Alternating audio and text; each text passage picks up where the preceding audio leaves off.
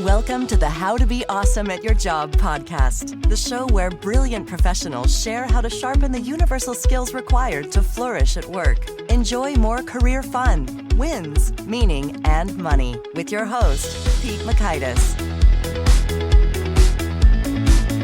Hello, and thanks for joining us here for episode 605 with Chris McChesney. Chris is sharing how to escape the urgency trap and start executing on what really matters. You'll learn 1, the 3 roadblocks to execution, 2, the only 2 things that create engagement, and 3, how to instill accountability in just 20 minutes. So if you want to check out the show notes or the transcript or the links to items we've referenced, you can visit awesomeatyourjob.com/EP605. And if you're visiting awesomeatyourjob.com, I encourage you to check out some cool resources such as the Gold Nugget email list, which provides summary, wisdom, and insight. It's like a Cliff's Notes, if you will, a Reader's Digest of the actionable wisdom from Chris in an email you can read in about 3 minutes, as well as all of the guests who've gone before Chris. You get access to that whole vault called the Gold Nuggets over at awesomeatyourjob.com. Now here's Chris's story. Chris McChesney is the global practice leader of execution for Franklin Covey and is one of the primary developers of the 4 disciplines of execution. For more than a decade, he's led Franklin Covey's design and development of these principles, as well as the consulting organization that has become the fastest growing area of the company. Known for his high energy and engaging message, Chris has become one of the most requested speakers within the Franklin Covey Organization, regularly delivering keynote speeches and executive presentations to leaders and audiences ranging from the hundreds to several thousand. Chris and his wife Constance are the proud parents of 5 daughters and 2 sons. His love of family is combined with his passion for boating, water sports, coaching, and trying to keep up with his kids. Big thanks to Chris for sharing his wisdom with us, and big thanks to our sponsors. Check them out. One sponsor to check out is Harvard Business Review. This brilliant magazine, published at hbr.org, is the leading destination for smart management thinking. Fun fact, HBR has been mentioned in 108 episodes of the show. That's because HBR has great stuff that comes up often. They've got explainer videos, podcasts, real-world case studies, and much more. I think of HBR each night that I put on my special orange glasses. Their article, Will Blue Light Glasses Improve Your Sleep?, revealed that those who wore them reported better sleep and a 7% improvement in work performance as compared to those who wore the sham glasses. So I cite HBR anytime anyone tells me that I look silly wearing them. Now, much of HBR's content is available for free when you sign up at their site. Subscriptions that get you unlimited content cost $10 a month. If you visit hbr.org/subscriptions and enter the promo code AWESOME, you can save 10% off of that subscription. Again, to save 10% off of your HBR subscription, go to www.hbr.org/subscriptions and enter the promo code AWESOME. And big thanks to our sponsor, Acorns. Acorns makes it easy to start automatically saving and investing for your future. You don't need a lot of money or expertise to invest with Acorns. In fact, you can get started with just your spare change. Acorns recommends an expert-built portfolio that fits you and your money goals, then automatically invests your money for you. NerdWallet.com, whom I love on these sorts of matters, gives Acorns a whopping 4.7 stars and says, quote, if you want to make the most of your spare change, there's no better place to do that than Acorns. Head to acorns.com/awesome or download the Acorns app to start saving and investing for your future today. And we got a legal disclaimer here. It may not be representative of all clients. Tier 1 compensation provided. Compensation provides an incentive to positively promote Acorns. View important disclosures at acorns.com/awesome. Investing involves risk, including the loss of principal. Please consider your objectives, risk tolerance, and Acorns' fees before investing. Acorns Advisors LLC, Acorns, is an SEC-registered investment advisor. Brokerage services are provided to clients of Acorns by Acorns Securities LLC, member FINRA/SIPC. For more information, visit acorns.com. Here is Chris. Chris, thanks for joining us here on the How to Be Awesome at Your Job podcast. Thanks, Peter. Glad to be here. Well, I want to hear your story about how you did not get a job at Franklin Covey, but you faked an internship. How did this go down? I think desperation is probably the best explanation for that. They were not interviewing. I mean, they would not interview anyone. And I just had an idea. I mean, this is almost 30 years ago. This was Stephen Covey's company, the guy that wrote The 7 Habits of Highly Effective People. And I was kind of a groupie, and I really wanted to work for this organization. And I decided if they wouldn't interview me, I'd interview them. So I pretended to work for the newspaper and told them that I was doing an article on up-and-coming companies in the area. And I submitted the paper to the newspaper. They published it. So they kept me from being a liar, right? And I didn't get to Stephen Covey, but I got to his VP. And while in there, I said I needed an internship, which that was a stretch. I didn't really need an internship. There was no internship. And then I just stowed away. So 4 months later, The 7 Habits, it's number 1 on the New York Times bestseller list. They had fired their publicist and they looked at me and said, hey, that kid's from New York. Let's have him call Good Morning America. So here I am, unpaid something intern. Actually, there's an episode of Seinfeld where Kramer actually goes to work for a company he doesn't actually work for. But that was done after I did it. I want first billing on that. Hot dog. That's how I got started. Oh, that's so good. So, well, I was going to ask because, Stephen Covey, boy, what a legacy. And really, integrity is one of the first words that comes to mind. And so to start with, about what I like is that you're working for the newspaper kind of on spec, That's one way to say it. That's right. As opposed to just a complete fabrication.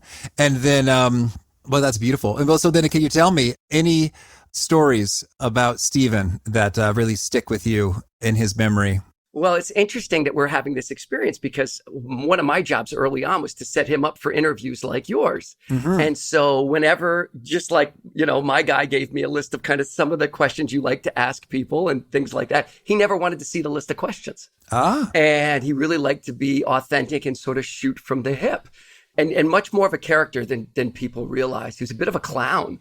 When he wasn't on stage, and he would either be super serious or a complete goofball. And sometimes you needed him to be serious and he wouldn't be serious.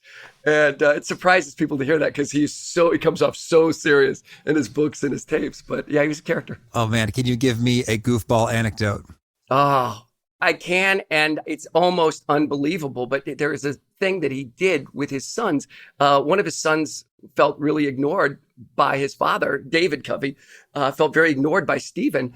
And Stephen was on a phone call. And so David got out, this is bizarre, but he got out peanut butter and jelly and started to spread peanut butter on his dad's head. Then he put jelly on his dad's head. Then he slapped a piece of bread over it and left. And so then they would do command performances of this. And you couldn't, your brain, you couldn't get, here's one of the world's leading thought leaders having his son make a mess out of his head. And they just thought that was so funny. They just thought that was great. So they had their own, this family has its own brand of humor. But yeah. That is fun. That's all real. That's, believable or not. That's good. Well, sometimes, some humor or peanut butter jelly head sandwich can aid in execution. And that's my forced segue, Chris, because that's your claim to fame and your area of expertise is execution. And your book, The 4 Disciplines of Execution. So could you maybe start by give us a quick definition? What do we mean by execution? That's a really good question. And then give us the lay of the land. Like, how well are organizations and professionals executing today? Like, what are the measures? What's the state of the union here when it comes to execution? All right, so let's do this. Think about, because execution is one of those words could mean a lot of different things to a lot of different people, right? It could just mean getting everything I got to get done, mm-hmm. But that's not what we mean by it. What we mean by it is getting that thing done that's not going to happen anyways. Most of us have a routine. Organizations have an SOP, or, they have their day job, their existing processes, and it gets stuff done. We get stuff done. And then every once in a while, you've got a goal and it's not going to happen unless it gets special treatment. Mm-hmm. And typically the nature of these things, Pete, is that they don't have an inherent in the moment urgency associated with them. Yes. They're really important. And if you made me fill out a quiz on the most important thing to me, like it'd be right at the top of the page, but it's not getting any attention. And weeks are going by and we're not getting any traction. Mm-hmm. Usually when you say that, people identify with something, and that's really the execution conundrum right there. What is that thing that is not inherently urgent? Because people are good at working on the urgent. Mm-hmm. And I have to get it done, and it's not happening. Yeah, well, give us just a few examples of things that tend to fall into this bucket again and again. I had one the other day. There was an organization, and they needed to get these jobs defined, and they needed to get work aids. They were a physical therapy group. Mm-hmm. They had about 50 physical therapy practices, and every year they would put money in the line item, a line item budget item for this. And every year, it didn't matter that there was money there. It didn't happen. And they could see so many things, but never at one time. that might be an example. They actually pushed through and got 100 of these things made. An organization that wants to focus on customer satisfaction. And they know, right? They know that's so critical, but there's 20 things that happen over the course of a day and everybody's busy and we're not getting to that thing. Maybe it's an improvement in quality. The Georgia Department of Human Services 10 years ago reduced repeat cases of child abuse by 60% by attacking some things that weren't unknown. They were known things, but they were the type of things that weren't getting attention. And if you can put energy against certain activities, sometimes it can have shockingly powerful effects. Yes, that really resonates. Certainly rings true. And I think you're right in terms of, boy, I tell you, there's systems and there's processes and things that just happen. And then there's those that it's like they fall through the cracks or it's not a recurring thing. And thusly, it's like you don't get the scale for it, maybe. Yeah. And I'll tell you where it shows up, Pete, is leaders sometimes will have an agenda. And, it's a big deal when you get a leadership position, you get your first management role. It's a big deal to you. It's not a big deal to anybody else, right? And you really know where you want to make your mark. And what gets so many leaders so frustrated is there's so many people giving them the thumbs up and they'll agree with you. And they'll say, I love this boss. It's key to our future, and I'll just get people laughing when I'm saying this and then nothing happens, right? And it's not that people are being deceitful or duplicitous. They bought everything that you said. They heard it. And then 45 seconds later, 6 crises hit their desk. Yeah. And they've been responsive. And so, for leaders to start to understand, geez, what does it take to get deliberate energy against activities that don't act on people? And that, basically, let me sum it up this way. Executing strategies that require a change in human behavior is kind of the whole topic or problem we've been in love with for 20 years. Yeah. Okay. Well, so let's dig into how that's done. So you've got a chapter called The Real Problem with Execution. Lay it on us. What's the real problem? We've kind of been talking about it. It is that there's like one side of our brain that deals with importance. And there's another side of our brain that determines how we actually spend time and energy. They're not talking to each other.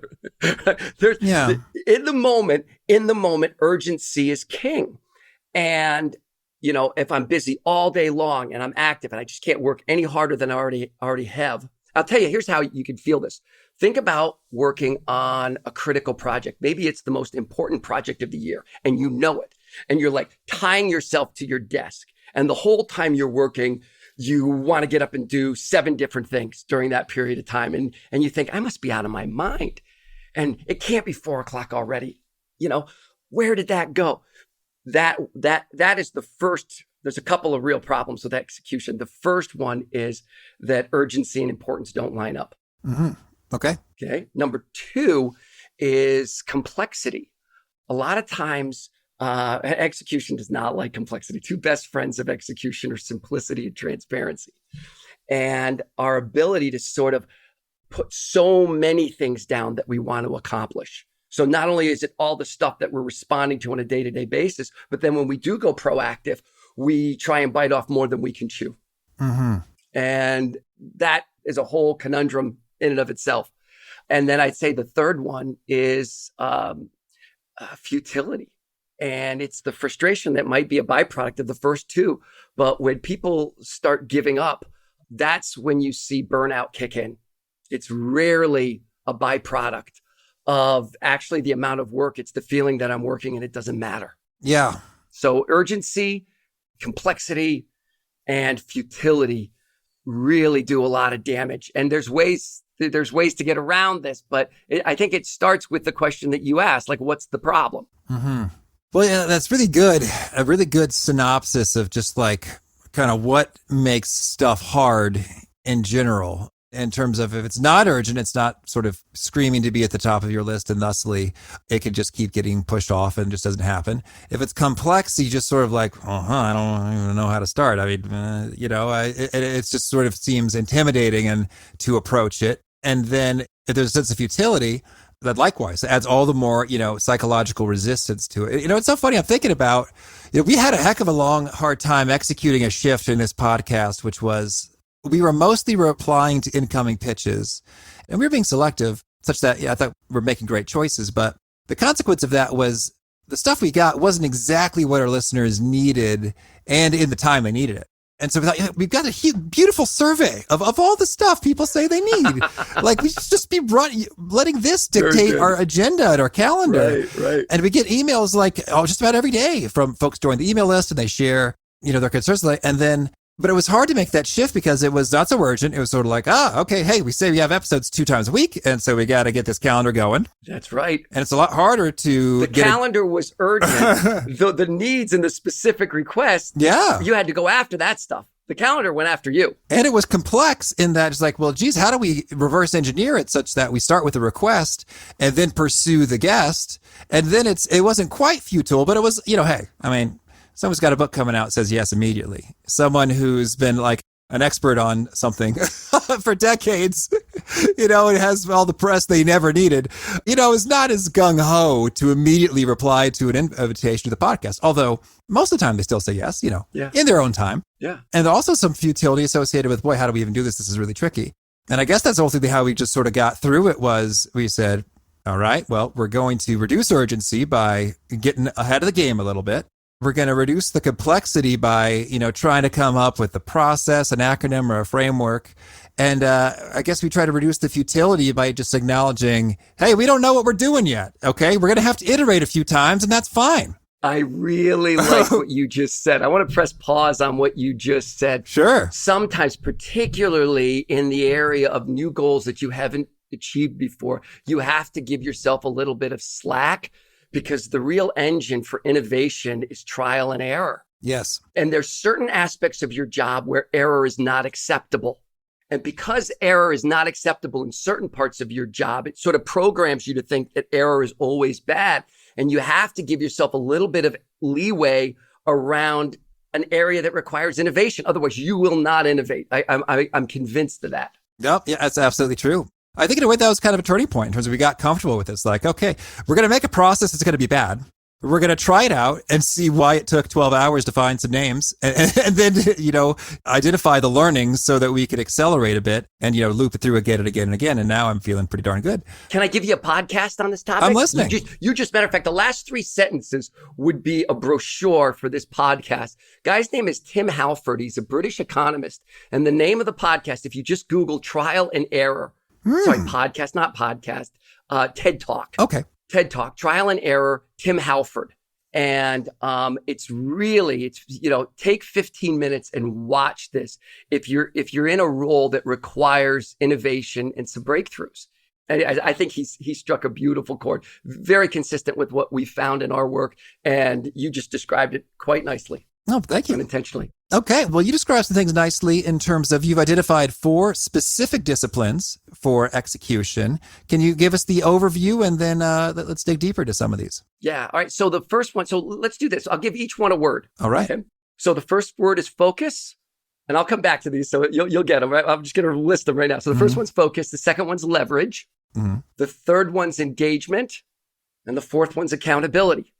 Right? If you think of these 4 words as a sort of a mechanism for breaking through the urgency trap, right? Like you want to fly an airplane, there's 4 words. It's lift, thrust, weight, and drag. Like you get those concepts down, you can put something in the air and keep it there, right? And in execution, we're about focus, leverage, engagement, and accountability. So the first one, focus, is getting really, first of all, narrowing your focus between the one thing that this team that I run is going to deliver and everything that's day job, everything that operationally has to get done. And I'm going to tell you that your operational reality arguably is more important. Like that cannot slip.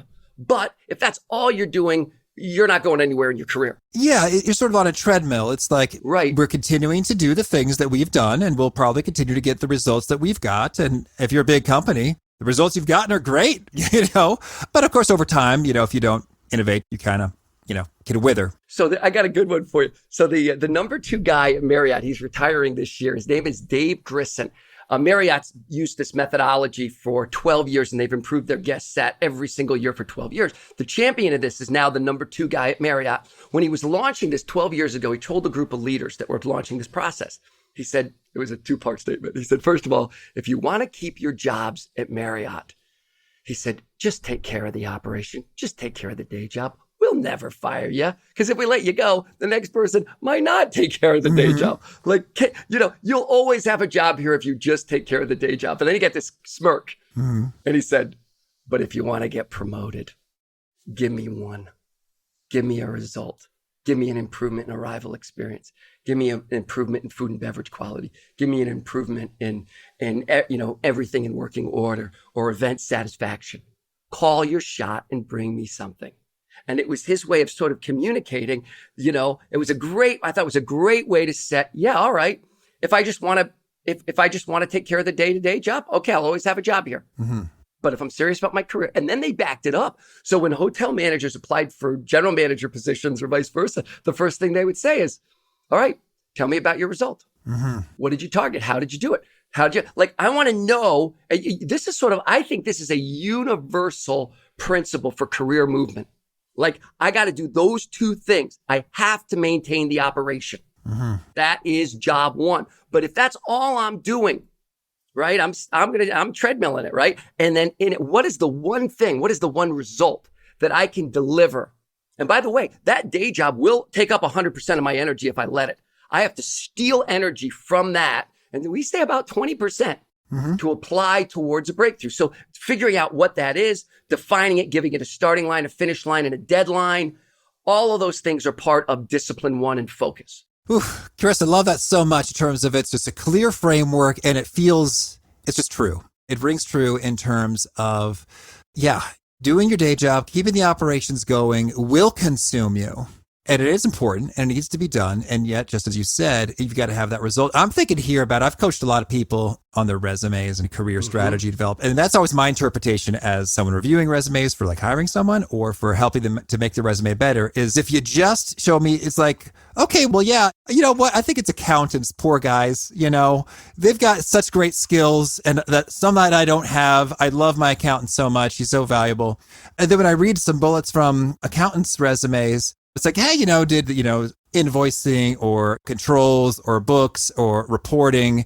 And it's like, yeah, absolutely. That's got to happen. It's hard. I wouldn't be good at it. I'm glad that you're on top of that. But to make me go, impressive resume, I got to see a result and improvement of something. That's it. You revised a process. Yep. You reduced costs. You improved revenue. You made something that took a long time now take a little bit of time.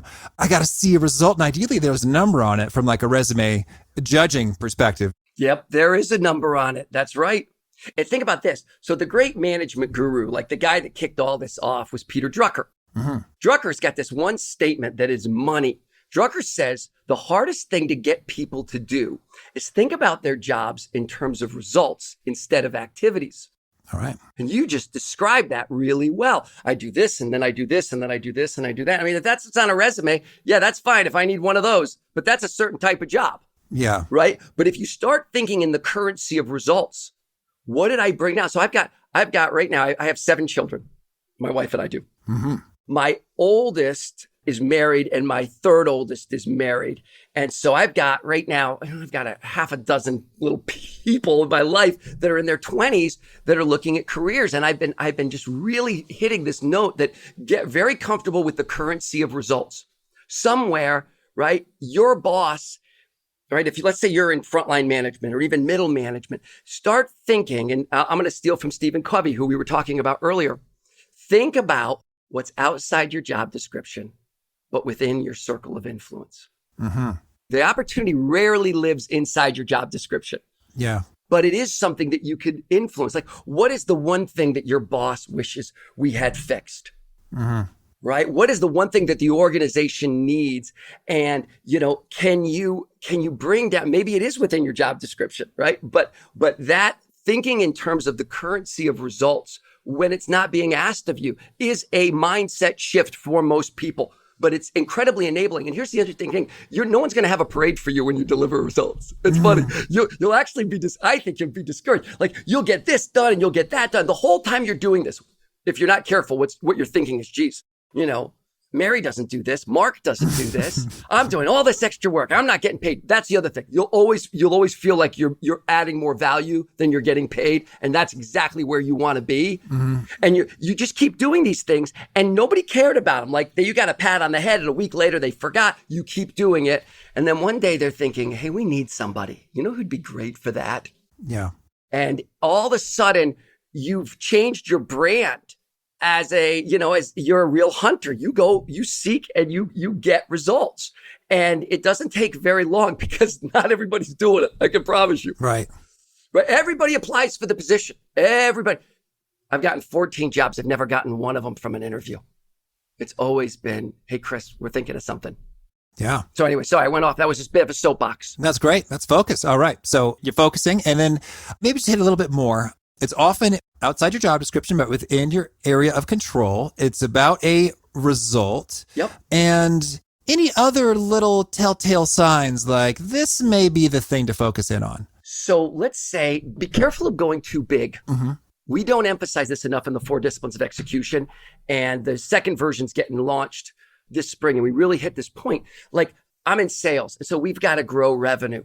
I know what the thing is. The thing is revenue. Well, be careful. Okay. Revenue's the title of the book. Mm-hmm. Whatever the macro market share, whatever the macro objective is, think of that like the title of the book. And that's not where I want you to go. I want you to look at the chapters that make up the book. Mm-hmm. And I want you to pick the one chapter where you go, oh, if we could only do this. Yeah. There's this one product we sell. If we could grow that one product, boy, the margins are better. Those people stay with us. They buy our other products. Like, where are you going to put disproportionate energy? Mm-hmm. Against which chapter are you going to double down? And if you could come down sort of one level of abstraction from the big goal down to the chapters, right? Come down off the title of the book. Look at the chapters and say, oh, yeah, you know what? If we get our first year salespeople to pay for themselves, yeah, geez, we grow this thing forever. Like there's always that one sort of small target that, geez, if we just did that, wow, we could do X, Y, and Z. Those are the really good, what we call WIGs or wildly important goals. They're not always these macro huge things. Oh, that's beautiful. So it's like a domino that sets it off or the key that unlocks a whole lot more. That's it. I like those. Awesome. All right. Well, so we got the focus. What's next? So the next one is the leverage one, what we call act on the lead measures. Think weight loss. Mm-hmm. If the scale is the lag measure or the goal, those two things are synonymous.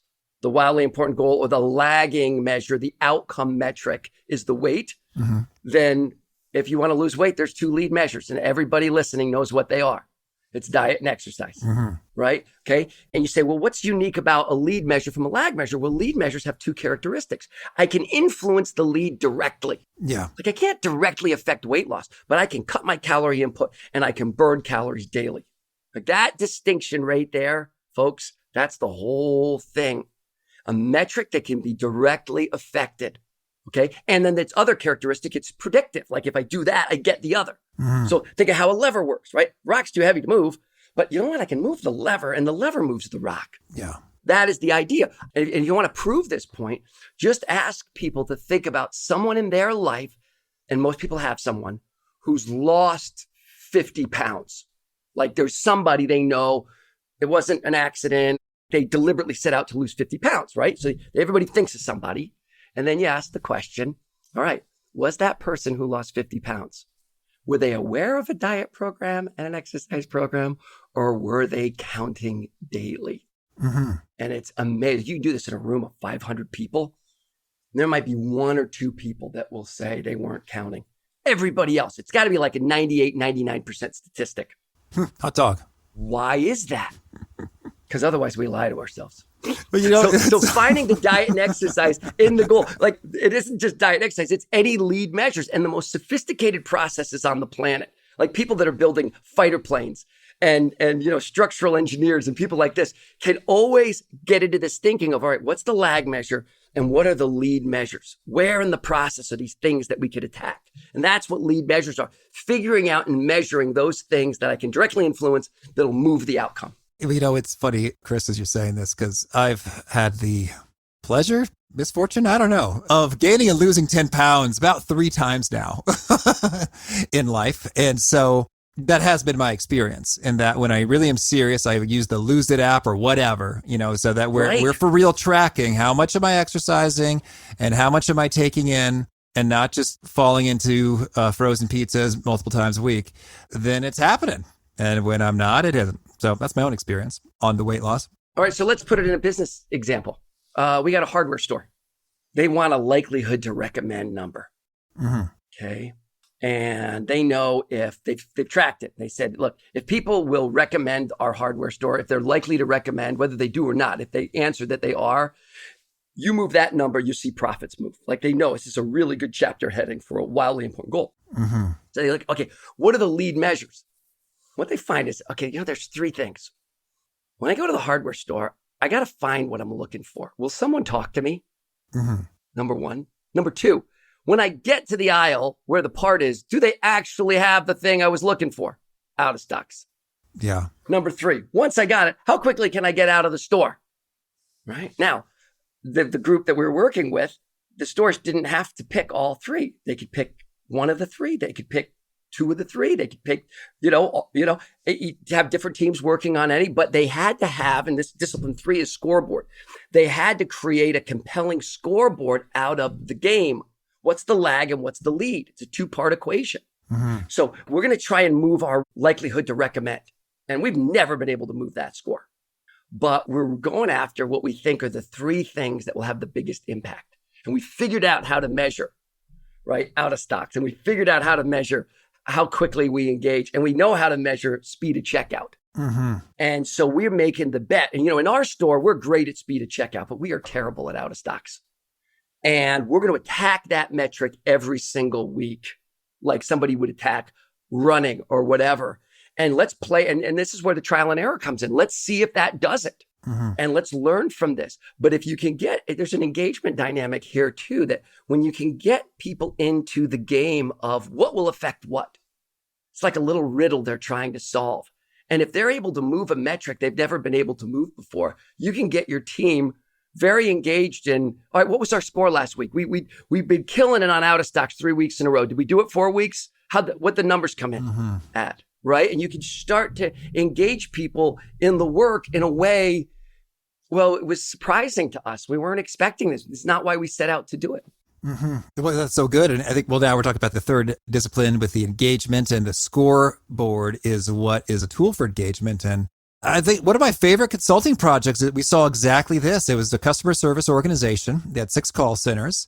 And we discovered that, hey, what we want is, title of the book, lower costs associated with addressing customer needs. Yep. And so back it up a little bit, we see average handle time in terms of just how long they need to be on the phone with someone. Yep. And then we back that up, we can see what influences handle time is the experience of the customer service rep. Those who know more, they've been around more, are able to quickly and knowledgeably address the questions that come up. Yep. And then so we back that up and we see, the attrition rate is horrible.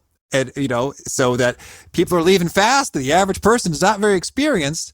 And so then we back that up and then we really kind of see, hey, how are the supervisors treating, encouraging, motivating, supporting the folks who work for them? And then we see wild differences, in that. So those are some actions to take to reduce attrition.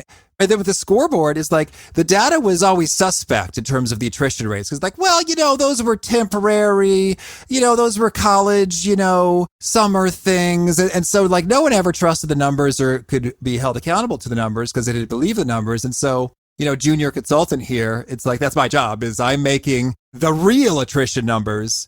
And then I get all these emails from people being asked to be added to the daily email about the attrition numbers that are the true numbers. Yeah. And then it's a game. It's they're saying, hey, wow, this call center had their attrition go way down as compared to the previous month. Well, what the heck are you doing? We tried this game where we offer this prize when they do such and such. People are really getting into it. It's oh, okay, we should try that game too. And it's a beautiful thing. All right, I gotta dissect what you just said. All right. Okay, because you hit a couple of really important themes right there. First of all, you had to get good data before this thing worked. Right. So think of I'll tell you, athletics, I know people think that sports analogies are tired, and usually they are, but it's really applicable here. Nobody's going to follow a game if the scoreboard is suspect for any reason. And so, it's not a first down is somewhere between 9 and 11 yards. No, it's 10 freaking yards. You're 9 and, 11 inches. You're going the other way, right? And so good data comes from good definitions. So I'm guessing as you got into the data, you had to decide when did it really count as attrition? When didn't it count as attrition? You had to get very clear on the definitions that drove the data. And so once you had a credible scoreboard, the next thing that you were able to show before people, I'm guessing, cared about it is you had to show correlation. You had to show that when one number moved, another number moved. Yeah. And so this isn't just something for analysts. Every business manager has to start understanding some basic correlations because otherwise you're at the mercy of your business. Mm-hmm. What do I put energy against that's going to give me a return? Yeah. And you stayed on that until you found it. Once you found it, once you saw a correlation, everybody wanted to see it. Everybody knew, right? Sometimes it takes a little trial and error, but you hit the two things. You had clean data and you had cause and effect. You had correlation. Yeah, that's good. Well, while we're reliving these moments and we talk about correlation, that was one error I think I met is I thought of correlation as, you run the statistics in Excel and you get your R squared and adjusted R value. But really, no, it's just sort of like with stockouts. There was another project. It was sort of like, it was for service of like technological things. And it's sort of like, did the job get done right the first time? And satisfaction. So you could run a big regression with all your variables and it wouldn't look that compelling. But then if you look at satisfaction score in which the job was done right the first time, right, on one half of the slide, versus the job was not done right the first time, it's like, then it looks like it's night and day. And that's the way to make a correlation pop, in my view. Wow, that's very good. Very well said. We'll do these meetings where we like to get the action very close to the front line. Mm-hmm. So we'll work with leadership teams that they're trying to do lead and lag measures 3 levels, 4 levels above the front line. And we're like, sorry, let's just break the goals down. Yeah. Let's just keep caking. Let's get those targets as close to the front line as possible. And then we want to see half a dozen different scoreboards on a variety of things that are key bets for making the big number move. And then what we'll do about 3 months in, 4 months in, we'll do a report out. So we'll have the big bosses come down and talk to the managers and the teams. These are great sessions. And the teams will teach them what they've learned. Like we tried this lead measure. I know we've been saying it for years. Didn't have any effect. But look, we just measured it differently and we did this. And now look at the results. Look, we got 4 weeks in a row. We're moving the lag measure. Yeah. And these VPs are seeing insights into the business, right? And they get very excited about talking to what these frontline teams, and it's a huge deal for the frontline teams because they're getting some spotlight right now. Yeah.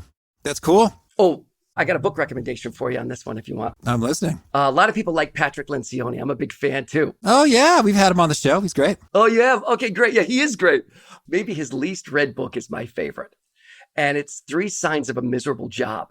He likes it too. He's re-releasing it. He thinks the reason it doesn't sell well is because nobody wants to be carrying that title book around at work. Get on Kindle, hide it. So now he's calling it like The Secret of Engagement or something like that. But like our 20 years on execution and his work really walked parallel paths. And 3 Signs of a Miserable Job is anonymity, irrelevance, and immeasurement. Yeah, sounds miserable to me, yeah. Bowling through a curtain, right? Sounds miserable. Anonymity, nobody cares what I'm doing. Mm-hmm. Irrelevance, it doesn't matter. And immeasurement, I don't know if I'm winning or losing. Mm-hmm. And so, people don't want oppressive data that doesn't really tell the whole picture. They'll resist that stuff. But really helping, when they can actually influence creating and we use these words, high stakes, winnable game. Yeah. Right? That you can get a great deal of engagement right there. Okay, cool. Well, let's talk about finally the 4th discipline here, creating a cadence of accountability. How do we do it? So this is one where it's almost like if you think about disciplines 1, 2, and 3 as setting up the game, right? 1 is the target, 2 is kind of the how, 3 is sort of encapsulating it in a scoreboard, 4 is how we play the game. Uh-huh. And now we're going to go full circle back to the urgency thing. You can't beat the urgency thing. You have to sort of trick your own brain. And the way this works is everybody on the team makes a commitment during this little meeting. So every week at the same time, 20-minute meeting, Tuesdays at 9, it's Tuesdays at 9, no matter what. And you have to be kind of a freak about it, okay? Okay. You got this meeting around this scoreboard. We call them WIG sessions.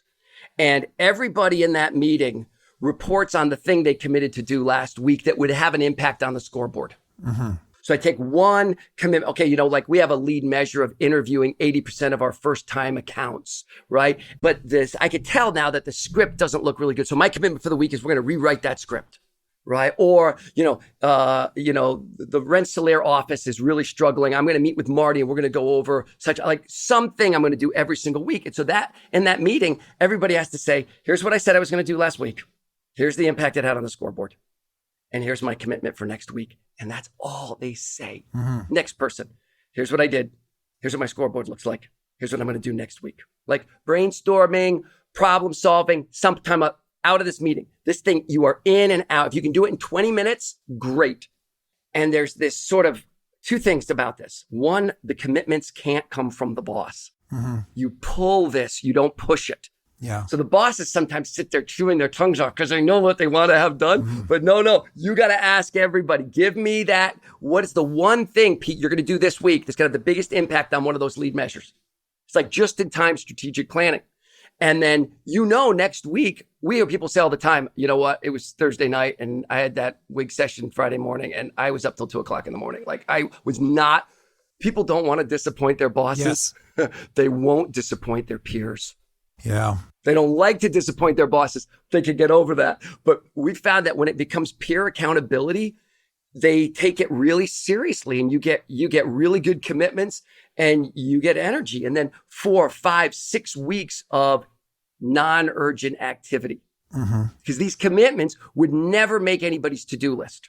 But they're the most important thing you could do to drive the lead measures. Yeah.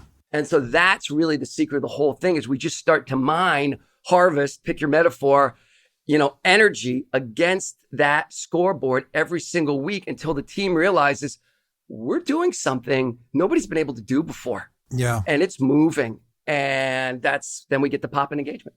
That's our story. Yeah. Well, that's exciting. And I see what you mean about tricking your brain with the urgency is it's now urgent in that you don't want to look like a fool. You don't want to let people down. Yep. And the clock is ticking that you're going to have to say something on Friday. So hopefully it's going to be a good something. And the day job has all that stuff built in. Right. Like that's why the day job has its own accountability system called your neck. Yeah. Like you get a phone call. Like people get mad at you. Uh-huh. You don't want that phone call. So we do that, right? Mm-hmm. But the goals need a mechanism to create the same kind of urgency that the day job has. Yeah. And if you can do it in a way where people feel like they're part of something, and then this is what we found. So I gave you the quote on Lencioni's book, 3 Signs of a Miserable Job. I'll give you another one. It's an HBR, Harvard Business Review article, May 2011. There's also a book by the same name called The Power of Small Wins. Mm-hmm. And it goes back to research that was done in the 60s by a guy named Frederick Hertzberg. And Hertzberg said, those of you that have had like MBA classes recently, like his name comes up, right? He came up with this theory and he said, look, the stuff that people quit over, pay, best friend at work, job conditions, benefits, does not engage them. I'm going to say that again. The stuff people quit over does not engage them. They'll quit over pay, whether they have a best friend at work, whether they like them, but they'll quit over all that stuff. There's only 2 things that engage people, really create engagement. And it's, am I winning? Am I progressing? Is it working? Is there some progress? And does it matter? Mm-hmm. Is it a winnable high stakes game? And so what we tell people is, look, don't get overwhelmed by this. Right? If you're a leader, your team doesn't have to feel that way about everything. The day job, 80% won't feel that way most of the time. It's okay. But if you can create a high stakes winnable game around that 20%, that one thing, it affects the way they feel about everything else. Uh-huh. And I would even say in raising teenagers, it's the same thing. Find one thing in that kid's life that they're winning at and they feel good at. It has an impact on everything else. Yeah.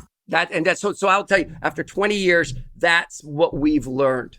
If you can create a high stakes winnable game for people, it has a profound effect on morale and engagement. Yeah, I love it. And I think it's true all of life in terms of, in my own experience, is like, I got to feel like I'm winning something, right? In terms of like, give me something. It's like, I might feel like a lame dad or a lame husband. But if I'm winning at work, it's like, okay, life has some color, or vice versa. I might feel like, man, COVID hit, my downloads are down. Well, you know what, man, I'm having a blast with my kids. You got to be winning at something. Right. And so that's the question to leaders, right? Do the people who work for you feel like there's some part of what you're doing that feels like a high stakes winnable game? Mm-hmm. And if they do, they won't forget it. It's a much bigger deal to people than you think. Yeah. Well, Chris, tell me, anything else you want to make sure to mention before we hear about a couple of your favorite things? That's it. That's the story. All right. Well, can you give us a favorite quote? Something you find inspiring? This is the true joy in life, being used for a purpose considered by yourself to be a worthy one.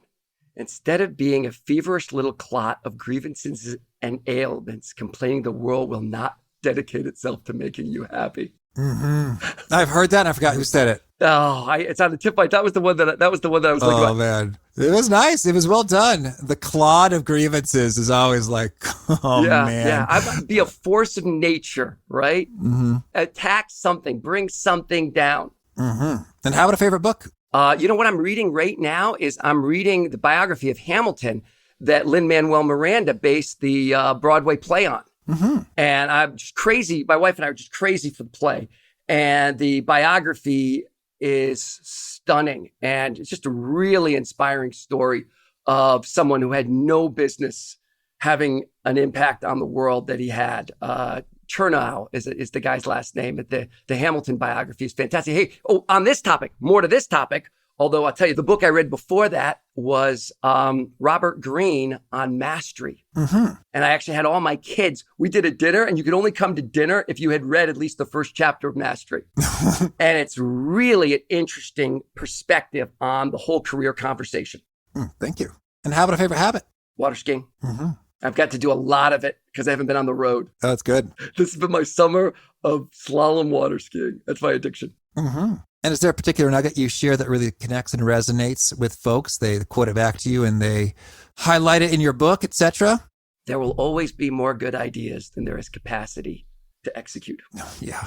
And I find that very comforting in terms of, and so because you don't have to bring them all down, right? Yeah. And in a way, it really is a blessing. It's like such abundance. We can sort of enjoy that as opposed to be stressed out by Thank you. Right. It's because it kind of shames us in one moment. But you're right. It's just great to realize, because there is this onus sometimes when we think, I didn't do, and we didn't follow up on that. Mm-hmm. And like, yeah, trust me, you and everybody else. Right. Well, it's so funny. Sometimes when I have lots of opportunities, like in business, it's like I find that I get more stressed. I know. And it's like I'm enjoying my work less. And it's like, what's this about? Like, this is good. This is good. And thank you. It puts the frame right back where it needs to be. And how about if folks want to learn more or get in touch? Where would you point them? All right. So you can go on Amazon and look up The 4 Disciplines of Execution, which is our book that has done way better than we ever thought it would with a title like that. With the words discipline and execution. You don't have high hopes when you launch that book. And it is continues to be a bestseller to our delight and amazement. And then if you go to all one word, Chris McChesney, 4dx.com, that'll take you to my website and kind of the work that we do. And you could also, or you can go through the Franklin Covey website. That works as well. And you find me there. All right. And do you have a final challenge or call to action for folks looking to be awesome at their jobs? I think it's I'll just go back to the one I said a minute ago. Find something outside your job description within your circle of influence and get your team treating it like a high stakes winnable game. If you can do that, you're not a manager, you're a leader. Mm-hmm. Chris, this has been a treat. I wish you lots of luck. Right back at you.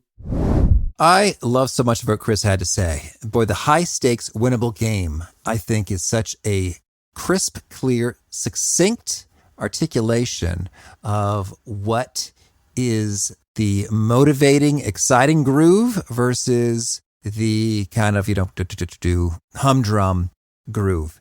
So great stuff from Chris. I would reflect on, to what extent do you feel like you're engaged in a high stakes winnable game? And can you get more of that in those 20-minute meetings, making it all the more real?